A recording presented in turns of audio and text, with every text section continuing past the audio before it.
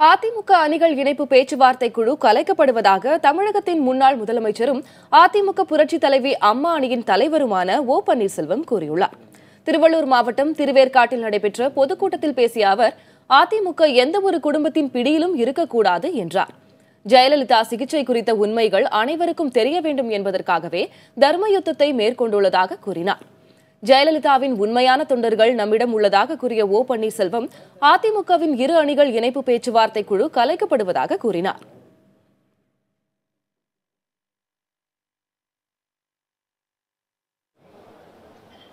ஆக இன்றைய சூழ்நிலையில் நம் அணி சார்பாக பேச்சுவார்த்தை குழு ஒன்று அமைக்கப்பட்டது.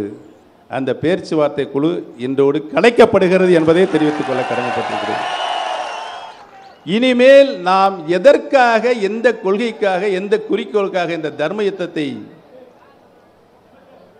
தொடங்கினோமோ அதிலிருந்து நம்மளுடைய பழைய சகாக்கள், இன்றிலிருந்து அவர்கள் பழைய சகாக்களாகிவிட்டார்கள்.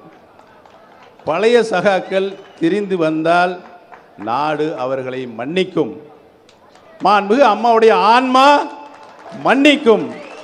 புரட்சி தலைவர் எம்ஜிஆருடைய ஆன்மா மன்னிக்கும். இல்லாவிட்டால் அவர்களுக்கு எந்த காலத்திலும் மன்னிப்பே கிடையாது.